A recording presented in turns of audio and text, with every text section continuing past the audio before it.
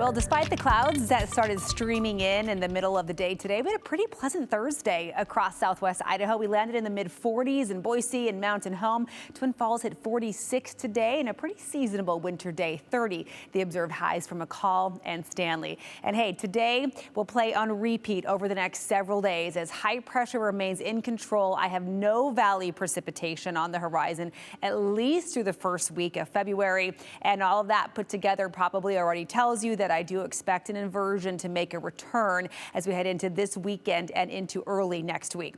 As we look at our satellite and radar picture, it looks like things might be heading our way off from the west. We're getting soaked across western Washington and Oregon, but with that high pressure amplifying in from the south, that will start directing our storm track up and around southern Idaho. It'll be really difficult for these systems to knock this ridge down far enough and to erode it enough to allow the precipitation to sneak in. Now, I do think late tonight into early tomorrow, just a couple of showers may glance off of northeast Oregon, Baker County, west central mountains. You might have a couple snow flurries coming down here and there into the morning hours tomorrow, but that's really about it for the next several days. As we look at our future cast, watch this plume of moisture. You can see there's plenty of precipitation off to the west, but it really stays off to the west and to the north. So here we are Saturday evening. The axis of the high pressure has shifted a little bit to the east. We'll have just enough moisture still in play that clouds will likely be overhead for the next several days. And as we look towards Sunday, we see that high pressure shift even further east.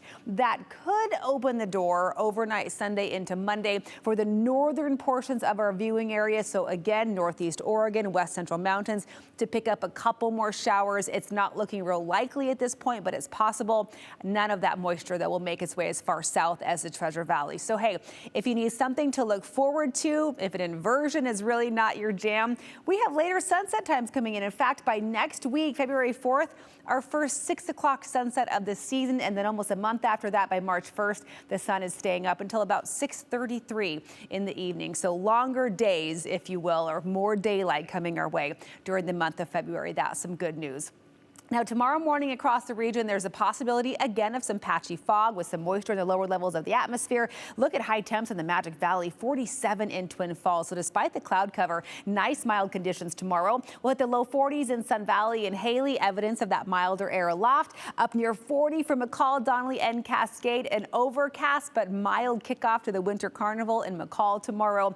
Upper 40s for Emmett, 46 in Weiser tomorrow, 45 in Ontario. Morning lows not quite as cold as we've been, courtesy of that blanket of cloud cover. We'll see lows right around 30 degrees, still a bit frosty, but not breathtaking necessarily. After that, we see very little day-to-day change here in the Boise area. High temps hover in the upper 40s above average for the end of January into early February.